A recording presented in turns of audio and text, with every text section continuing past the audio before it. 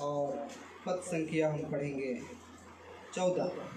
इफिसियों की पुस्तक अध्याय 5 और पद संख्या 14 में हम पढ़ते हैं, इस कारण वह कहता है, हे सोने वाले जाग और मुर्दों में से जी उठ, तो मसीह की ज्योति तुझ पर चमकेगी। और इसको मनन करके हम कुछ विषय के लिए हम प्रार्थना करेंगे। ये वचन मेरे मन में काफ़ी दिनों से समझिए वो चल रहा था, और मैं इस वचनों को लेके मनन कर रहा था कि प्रभु इस वचन के द्वारा आप क्या बोलना चाहते हैं। और इफिसी की पुस्तक के अनुसार, इफिसी की पुस्तक पत्री पौलुस ने इसलिए लिखा कि कलीसिया के लोग परमेश्वर की योजनाओं को जाने, कलीसिया के लोग यीशु मसीह जो हमें चुना है उसको जाने, और कलीसिया के लोग जो पवित्र आत्मा ने जो प्रतिज्ञा किया है उसको कलीसिया के लोग जाने। यही वजह था कि इफिसी की पुस्तक में, इफिसी की पत्री में और पौलुस ने कलीसिया को समझाना चाहा कि हम एक हैं। आज कलीसिया एक नहीं है और लोग एक नहीं है मेरे प्रिय, इसलिए इफिसी की मंडली को जब पौलुस पत्री में लिख रहा है तो वो कह रहा है कि हम एक हो जाए, हम एक चित हो जाए, कलीसिया जागृत हो जाए, कलीसिया जिंदा हो जाए और परमेश्वर की महान योजनाओं को कलीसिया समझे। इसलिए इस पत्री को लिखा गया। पवित्र आत्मा ने जो हमसे प्रतिज्ञा किया है, और यीशु मसीह इफिसी 1:4 के अनुसार उत्पत्ति से पहले, हमारी सृष्टि की उत्पत्ति से पहले हम चुने हुए। इन बातों को कलीसिया भूल जाती है, और यही कारण है, भूलने के कारण हमारा जीवन पाप और बुराई में चला जाता है। इसलिए परमेश्वर का वचन कहता है, इस कारण वह कहता है, सोने वाले जाग और मुर्दों में से जी उठ, तो मसीह की ज्योति तुझ पर चमके। क्या हम सो रहे हैं? आप सोते हैं रात को और सुबह उठ जाते हैं, पर परमेश्वर इस सोने के बारे में नहीं लिखा। जिस सोने के बारे में हम पढ़ते हैं बाइबल इससे भिन्न है। परमेश्वर का वचन और परमेश्वर का पवित्र शास्त्र एक भेद है। इसलिए सोने का मतलब होता है आपका आत्मिक जीवन, मतलब प्रार्थना का जीवन। मैं कई बार अभी और भी हम सुनते हैं, हम हर समय प्रार्थना सुनते हैं, पर प्रार्थना का मतलब भी जानना चाहिए कि मात्र परिवार, रिश्तेदार, खानदान, रिश्तेदार, इन सबों के लिए हम रोज प्रार्थना करते हैं, एवरीडे प्रेयर करते हैं। और मैं आपको बताना चाहता हूँ, प्रार्थना का मतलब मैं परमेश्वर से बात करता हूँ। यीशु मसीह अपने शिष्यों को प्रार्थना करने इसलिए सिखाए, और यीशु मसीह जब गतसमनी बारी में जब आखिरी बार प्रार्थना करने गए तो उसने कहा कि जागते रहो और प्रार्थना करते रहो कि तुम परीक्षा में ना पड़ो। प्रार्थना का मतलब मैं अपनी बातों को परमेश्वर के सामने रखना चाहता हूँ। जिस प्रकार आप एक मनुष्य से बातचीत करते हैं, प्रार्थना का मतलब मैं अपनी बातों को परमेश्वर के पास रखता हूँ, उसके बाद परमेश्वर क्या करेगा ये परमेश्वर की योजना है। पर मैं बताना चाहता हूँ, वचन कहता है, ये सोने वाले जाग और मुर्दों में से जी उठ। ये दो चीज को जानिए। सोने का मतलब आपका प्रार्थना जीवन, आपका प्रेयर लाइफ कैसा है, ये आपका व्यक्तिगत बात है। आप दिन में कितने बार प्रार्थना करते हैं, रात में कब प्रार्थना करते हैं, दिन में कब प्रार्थना करते हैं, ये आपका व्यक्तिगत बात है। मगर अगर हम प्रार्थना नहीं करें तो परमेश्वर की दृष्टि में सोने वाले।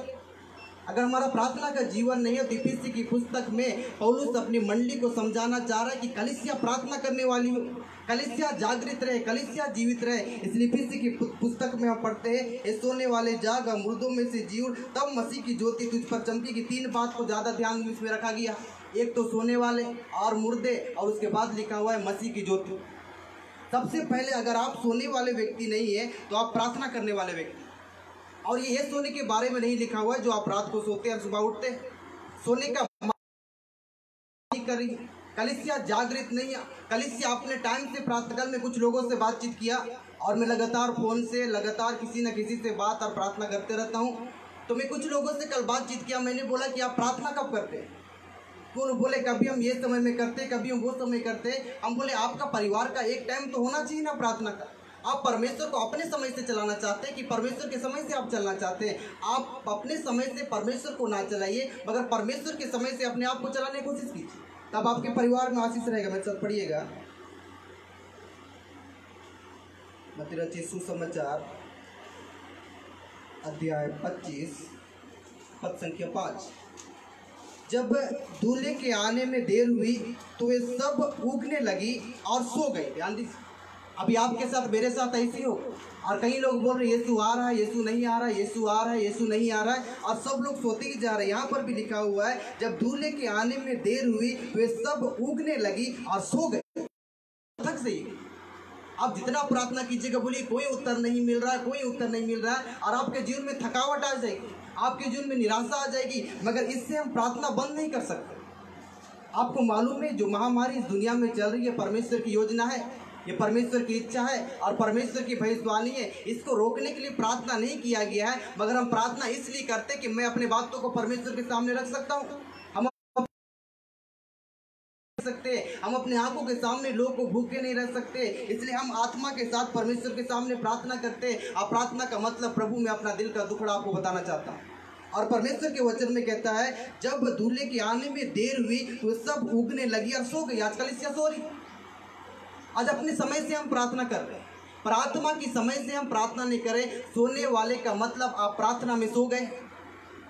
आप रात को सोते उठते ठीक है, आपका टाइम ठीक, मगर आपका प्रार्थना का जीवन प्रेयर लाइफ आपका कैसा, ये बात को ध्यान दीजिए। आप कितना समय प्रार्थना करते, कितने घंटे प्रार्थना करते, कितने लौलिन में प्रार्थना करते, कितने आत्मा में प्रार्थना करते। जो व्यक्ति प्रार्थना नहीं करते वो परमेश्वर की दृष्टि में सोने वाले। इसलिए इफिसी की मंडली को कहा गया ये सोने वाले जागा मुर्दों में से जी उठ तो मसीह की ज्योति तुझ पर चमकेगी। अब मुर्दे किसको बोल रहा है? वहाँ पे जितनों को पत्र लिखा गया सब तो जीवित है, पर मुर्दों को क्यों जिक्र किया गया? कलीसिया को मुर्दा क्यों बोला जा रहा है? मुर्दा कौन है मालूम है? मेरे साथ पढ़िएगा। हाँ, हम लूका रचित सुसमाचार देखेंगे। लूका अध्याय 9 और पद संख्या हम पढ़ेंगे। हाँ, 60 पढ़ेंगे, 59 भी पढ़ेंगे।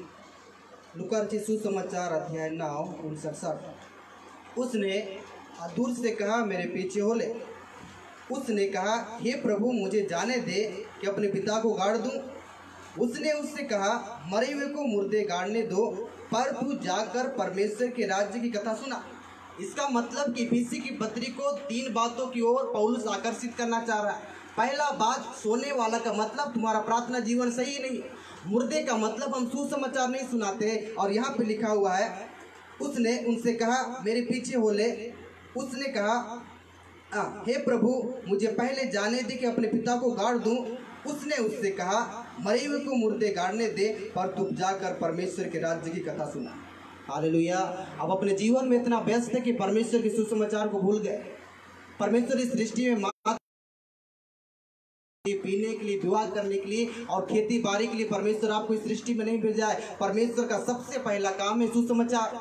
और जो काम यूहन्ना यीशु मसीह के आने से पहले किया, उसके बाद यीशु मसीह ने किए, और उससे पहले कई भविष्यवक्ता किए, राजा लोग भी किए। आप बाइबल में अगर पढ़िएगा तो राजा लोग प्रभु की सेवकाई की आज के राजा लोग नहीं कर रहे, आज के मंत्री लोग नहीं कर रहे। पर पुराने नियम में मेयर लोग करते थे, राज्यपाल लोग करते थे, गवर्नर लोग प्रभु की सेवकाई करते थे पुराने नियम में। पर आज ये सेवकाई नहीं है। इसी लिखा हुआ अगर आप परमेश्वर के वचनों को मनन कीजिएगा तो मुर्दे का मतलब जो परमेश्वर के सुसमाचार को प्रचार नहीं करते, वो परमेश्वर के दिल प्रचार को प्रचार करने के लिए पौलुस इफिसी की मंडली को जागृत करना चाह रहा है और कह रहा है हे सोने वाले और मुर्दों में से जाग, तब मसीह की ज्योति तुझ पे चमकेगी। जो सुसमाचार नहीं सुनाते वो परमेश्वर की दृष्टि में मुर्दे हैं, क्योंकि आप अपने जीवन में अपने कामों करते हैं, अपने बच्चों को देखते हैं, अपने परिवार को देखते हैं, अपने ही खाना है, अपने ही सोना है, वो परमेश्वर की दृष्टि में जीते जाते मुर्दे हैं। इसलिए जितने लोग सुसमाचार नहीं सुनाते वो परमेश्वर की दृष्टि में मुर्दे, याद रखिएगा। इसी लिखा हुआ परमेश्वर कहता है हे सोने वाले जाग और मुर्दों में से जी उठ, तब मसीह की ज्योति तुझ पर चमकेगी। अपना समझ में आएगा। ये 2 बात हम समझते नहीं तो तीसरा बात कहाँ होगा? तीसरा बात में हम चाहते आशीष मिलेगा, पर जब तक ये 2 बात ठीक नहीं होगा तो तीसरा बात आशीष नहीं मिलेगा। इसलिए प्रेरितों की पुस्तक अध्याय 9 में लिखा हुआ है कि पौलुस के जीवन में परमेश्वर का चमक आया। और पौलुस के जीवन में जब परमेश्वर का चमक आया तब उसको पता चला क्या करना है। अभी तक तो बहुतों को पता ही नहीं कि आपको क्या करना है। आपको गीत गाना है, कि आपको बजाना है, कि आपको प्रचार करना है, कि कौन सा परमेश्वर आपको सेवकाई दिया, पता चलता ही नहीं है। पता कैसे चले? क्योंकि अभी भी हम सुसमाचार सुनाने के लिए तत्पर पर नहीं खड़ा रहते तो हम तो मुर्दे हैं। अगर हमारा प्रार्थना जीवन नहीं है तो हम सोने वाले हैं। अगर हमारा जीवन मुर्दा का जीवन है, सोने वाला जीवन है, तो परमेश्वर की ज्योति हम पे कहाँ चमकेगी? और जब परमेश्वर की ज्योति चमकेगी तब हमारा लाइन सीधा होगा। और ये कब होता है? जब पौलुस के जीवन में परमेश्वर का ज्योति चमका। आज परमेश्वर के ज्योति में चमकना चाहते हैं तो सबसे पहले अपने प्रार्थना के जीवन को सही करना पड़ेगा, और प्रार्थना के जीवन को सही कीजिएगा तो परमेश्वर की ज्योति चमकेगी। इसीलिए कहता है सोने वाले जाग और मुर्दों में से जी उठ, तब मसीह की ज्योति तुझ पर चमकेगी। और जिस वक्त मसीह की ज्योति चमकेगी ना तो आपका जीवन बदल जाएगा। एक ऐसा जीवन हो जाएगा, वो जीवन मात्र रोएगा। और क्यों रोएगा? दूसरों के लिए रोएगा। और दूसरों के लिए रोने वाला जीवन कब बन जाता है? जब परमेश्वर की ज्योति हमें चमकती है। उसके बाद पौलुस को समझ में नहीं आता, पौलुस तो अपने मन के मुताबिक चल रहा था, मगर जिस वक्त परमेश्वर की ज्योति उस पर चमकी तो परमेश्वर का वचन कहता है क्या हो गया? परमेश्वर ने क्या कि दो तुम कर लिया, अब वही करना होगा जो मैं करना चाहता हूँ। हालेलुया। और वही पौलुस करने लगा। आज हम वो करते हैं जो मेरा मन करता है, हम वो नहीं करते जो परमेश्वर करता है। अगर दो बात आपका ठीक हो जाएगा, पहला बात तो प्रार्थना का जीवन ठीक, और दूसरा बात परमेश्वर के सुसमाचार के लिए तत्पर रहना। आपके मन में रहेगा ना कि मैं सुसमाचार सुनाना चाहती हूँ, तभी परमेश्वर का ज्योति आप में चमकेगा। और ज्योति चमकेगा तो आपके प्रकाश से, आप पिछले दिनों में प्रचार कर रहे थे कि आप ज्योति की संतान हैं। Hallelujah, child of light. अगर आप ज्योति के संतान हैं तो आपको ज्योति में चलना पड़ेगा। अगर आप ज्योति में नहीं चलिएगा तो ये आपका व्यक्तिगत बात है। इसलिए फिर 1:4 के अनुसार लिखा हुआ है, हम उत्पत्ति से पहले चुने हुए लोग हैं। आप ध्यान दीजिए, आप चुने हुए लोग हैं तो आपका प्रार्थना जीवन कैसा रहना चाहिए, आपका बाइबल पढ़ने का जीवन कैसा रहना चाहिए, आपका बोली व्यवहार कैसा रहना चाहिए, आपके शब्दों से कितने लोगों को आशीष मिलना चाहिए, कैसा होना चाहिए, ये आपका व्यक्तिगत बात है जिसको मुझे कहना नहीं चाहिए। पर आज की सांझ में ये बात को आपको कहना चाहता हूँ कि जब हम उपवास प्रार्थना में आए हैं, ये 2-3 बात आपके जीवन में हो जाएगा तो आप तरस से भर जाइएगा। और तरस से भर जाइएगा तो मैं आपको बताना चाहता हूँ, आपकी आंखों से आंसू निकलने लगेगी। और ये आंसू निस्वार्थ रहेगी, इस मानव जाति के लिए रहेगी जिससे मेरा खून का कोई रिश्ता नहीं है। और आप आंसू के साथ परमेश्वर के लिए प्रार्थना कीजिएगा। आप रिकॉर्ड देखिएगा तो विश्व में कम से कम 58 से ज़्यादा केस पाई जाती है पूरे विश्व में, और कम से कम 3,60,000 से ज़्यादा मौत हो चुकी है। और अमेरिका में कम से कम 17 लाख से ज़्यादा केस है, और अमेरिका में कम से कम 1 लाख मर चुके हैं। और हमारे भारत में कम से कम 1,60,000 से ज़्यादा केस है, और कम से कम 4,600 से ज़्यादा मौत हो चुकी है। आप ध्यान दीजिए हम कैसा जीवन जी रहे हैं। हम खा रहे हैं, हम पी रहे हैं, पर बहुतों को खाना नहीं मिल रहा है। हम चैन से सो रहे हैं, पर बहुत लोग चैन से सो नहीं पा रहे हैं। अपने परिवार से मिलने के लिए रास्ता कई मील दूर करके वो पैदल निकल जा रहे हैं। कई लोग रास्ते में मर जा रहे हैं, भूख के कारण मर जा रहे हैं। ये परमेश्वर कितना बड़ा है। परमेश्वर का दया हम पर इसलिए है कि हम बिचवाई करें, हम मध्यस्थता करें और परमेश्वर के सामने उन लोगों के लिए प्रार्थना करें। इससे हम परमेश्वर की महान योजना और भविष्यवाणी को नहीं रोक रहे, पर अपने आंखों के सामने लोगों को मरते हुए नहीं देख सकते हैं। और परमेश्वर का वचन भी कहता है किसी के मरने से परमेश्वर प्रसन्न नहीं होता है। अगर हमें जिम्मेदारी दिया गया कि हम एक प्रार्थना योद्धा है और हम प्रार्थना कर सकते हैं, तो हम बहुत उस मरती डूबती आत्माओं के लिए प्रार्थना कर सकते हैं। लाखों की संख्या में 3 लाख से ज़्यादा मौत हो चुकी है। अपने आंखों को बंद करें, हम प्रार्थना करें, हम धन्यवाद करें अद्भुत सर्वशक्तिमान परमेश्वर का, जो महान है, जो भय योग परमेश्वर है। यहेजकेल की पुस्तक अध्याय 18 के अनुसार 23 पद, प्रभु यहोवा की यह वाणी है, क्या मैं दुष्ट के मरने से कुछ भी प्रश्न होता हूँ? क्या मैं इससे प्रश्न नहीं होता कि वह अपने मार्ग से फिरकर जीवित रहे? जब तक मनुष्य अपने मार्ग से ना फिरेंगे वो जीवित ना रहेंगे। जितने मौतियाँ हो जा रही है वो फिरना नहीं चाह रहे। इसलिए मिस्र का हालात हमारी दुनिया में हो चुकी है और टिड्डियों का आक्रमण किया जा रहा है। बड़े बड़े भूकंप हमारे जीवन में और भी देखने को आपका आँख तैयार होना चाहिए, और बड़े बड़े सुनामी और लहरों को देख सकेंगे, और उसके बाद भारी तूफान आएंगे मेरे प्रियो। और ये संकट परमेश्वर हमारे सामने इसलिए रख लिए है क्योंकि कलीसिया समझ नहीं रही है परमेश्वर की महान योजनाओं को, क्योंकि पवित्र आत्मा ने हमारे लिए प्रतिज्ञा किया है और हमारे चुने हुए के विषय में हम कई बार अनजान हो जाते हैं। और जितने लोगों को जितना प्रार्थना करना चाहिए वो प्रार्थना में समय नहीं बिताते हैं, अपने व्यक्तिगत परिवारों में व्यस्त है। आज अगर कलीसिया प्रार्थना ना करे तो परमेश्वर हमारे देश को जो कहते कैसे करेगा। इसलिए परमेश्वर लाखों की संख्या में मृत्यु हो चुकी है प्रभु, और 58 लाख से ज्यादा है पूरे विश्व में केस है प्रभु। हमारे भारत में 1,60,000 से ज्यादा है केस, और 4,000 से ज्यादा मौत हो चुकी है प्रभु। इसलिए न्याय तो परमेश्वर हमसे शुरू होगा, और प्रभु हमसे आप बहुतों का लेखा लीजिएगा।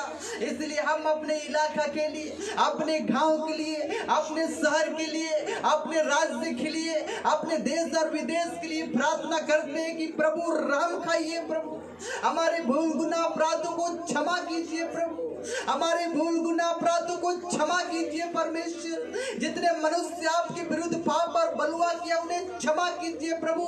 सब लोगों ने अपना अपना मार्ग लिया, कोई भी यीशु के मार्ग में चलना नहीं चाहे, कोई भी परमेश्वर की योजनाओं में चलना ना चाहे। कलीसिया सोने लगी, जैसा पतरस सोने लगा, जैसा याकूब सोने लगा, और यीशु मसीह ने गतसमनी बारी में 3 बार वही शब्दों में प्रार्थना किया, पिता हो सके तो कटोरा ढल जाए, पर मेरी इच्छा नहीं पर आपकी इच्छा पूरी हो। और जिन लोगों को आके देखा तो वो सोने लगे, खराटे मार के सोने लगे। यीशु ने कहा जागते रहो और प्रार्थना करते रहो कि तुम परीक्षा में ना पड़ो। आज कलीसिया को प्रार्थना करना है, परमेश्वर के सामने रोना और विलाप करना है और प्रभु को बोलना है, प्रभु हमारे देश पे रहम खाइए, प्रभु हमारे झारखंड पे रहम खाइए, प्रभु हमारे भारत देश पे रहम खाइए, प्रभु हमारे अमेरिका पे दया कीजिए, प्रभु हमारे पूरे विश्व पे तरस खाइए परमेश्वर, और हमारे देश को झोंका धो कर दीजिए प्रभु, हमारे देश को झोंका धो कर दीजिए प्रभु। हम मानते हमने पाप किया प्रभु, हमने मानते हमने गुनाह किया प्रभु, हम मानते कि हमारे शरीर ने साथ नहीं दिया, आत्मा बेबस हो गई, मन व्याकुल हो गया, चिंताओं में मनुष्य चले गए, आपसे लोगों ने बलवा किया, संसार के लोगों ने आपको ढूंढना नहीं चाहा। मैं मानता हूँ इस बात को प्रभु, पर आपकी रहम को मानता हूँ प्रभु, आपकी दया को मानता हूँ प्रभु, आपके अनुग्रह को मानता हूँ, क्योंकि आपने निन्वे को नहीं उल्टा प्रभु, आपने निन्वे को नहीं उल्टा प्रभु, आपने उन्हें बचा लिया परमेश्वर। आप ये देश को झोंका धो करने वाले हैं प्रभु, ऐसे हमारे देश पे रहम खाइए प्रभु। हो रिखाला नाबा शोतोरो लब्बा करता, यही कामना यही प्रार्थना यीशु तुझसे करता हूँ मैं, यही कामना यही प्रार्थना यीशु तुझसे करता हूँ मैं, मेरा भारत आशीष पाए, मेरा भारत आशीष पाए, पूरी दुनिया आशीष पाए, मेरा झारखंड आशीष पाए। जितने लोग जुड़े हैं सब लोग आइए। यही कामना यही प्रार्थना यीशु तुझसे करता हूँ मैं, यही कामना यही प्रार्थना यीशु तुझसे करता हूँ मैं, मेरा भारत आशीष पाए, पूरी दुनिया आशीष पाए, मेरा झारखंड आशीष पाए, मेरा भारत आशीष पाए। प्रभु दया करने वाले, अनुग्रह करने वाले हैं। जितने लोग ऑनलाइन जुड़े हैं प्रभु, उनके और उनके परिवार को आशीष देते हैं प्रभु। अगर वो बीमार है तो यीशु नासरी के नाम से चंगे हो जाए प्रभु, उनके जीवन में बहुतायत की आशीष हो प्रभु। अगर परिवार बिगड़ गई है तो वो जुड़ जाए प्रभु, अगर पति पत्नी का रिश्ता खराब है तो वो जुड़ जाए प्रभु।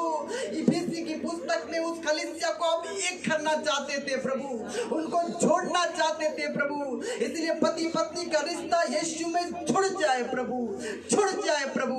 आज जितने लोग बीमारी की हालत में ऑनलाइन सुन रहे हैं तो यीशु नासरी के नाम से आपकी चंगाई की सामर्थ उन्हें छुए और वो प्रभु यीशु मसीह के नाम से चंगे हो जाए प्रभु। जिनका संतान ने उन्हें संतान दे दीजिए प्रभु, जो विवाह के लिए चिंता करे उसे अच्छा वर वधु दे दीजिए प्रभु, जो अपने पारिवारिक जीवन में चिंताएं में चल रहे उनके पारिवारिक जीवन को शांति से भर दीजिए पिता। आज की सभा में जितने लोग सुन रहे हैं प्रभु, जितने लोग सर झुकाए प्रभु, जितने लोग डर रहे हैं प्रभु, जितने लोग आपका नाम का भय मानते हैं प्रभु, उन्हें आपके तमाम दास लोग मिलकर आशीष देते हैं प्रभु, तमाम दास लोग मिलकर आशीष देते हैं प्रभु, इनके पारिवारिक जीवन में आशीष देते हैं प्रभु, इनके गांव में आशीष देते हैं प्रभु, इनके शहर में आशीष देते हैं प्रभु, इनके राज्य में आशीष देते हैं प्रभु, हमारे पूरे भारत देश को आशीष देते हैं परमेश्वर।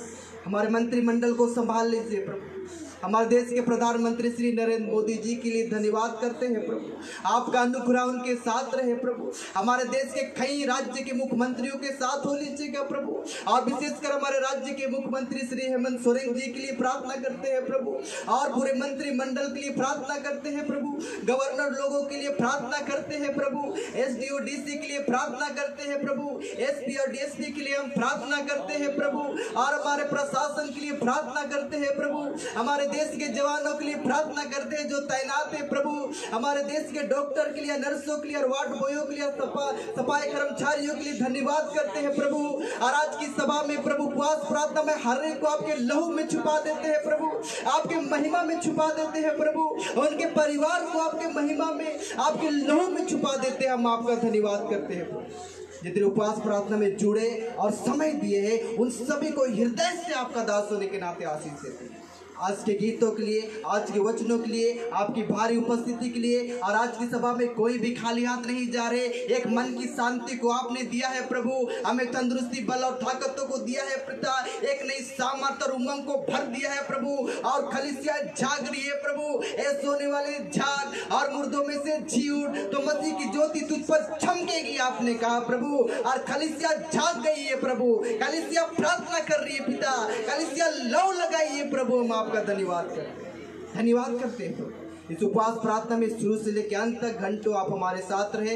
होली स्पिरिट, पवित्र आत्मा, हम आपका धन्यवाद करते हैं। परमेश्वर, हम आपका धन्यवाद करते हैं। प्रभु यीशु मसीह, हम आपका धन्यवाद करते हैं जो आपने हमें अपने पंखों के तले छुपा लिया, और तमाम सुनने वालों को और अपने दासों को आपने अभिषेक किया प्रभु, और सुनने वाले नाम बाय नाम आशीष पाए। हम आपका धन्यवाद करते हैं। सारा महिमा, सारा इज्जत, सारा प्रशंसा, सारा गौरव पिता हम आपको देते हैं। सुनने वाले को आशीष देते हुए ये विनती प्रभु यीशु मसीह के नाम से मांगते हैं, आमीन। और हमारे प्रभु यीशु कृष्ण की दया, ईश्वर का प्रेम और पवित्र आत्मा की सहभागिता हम सबों के साथ सदा सर्वदा होती रहे, आमीन।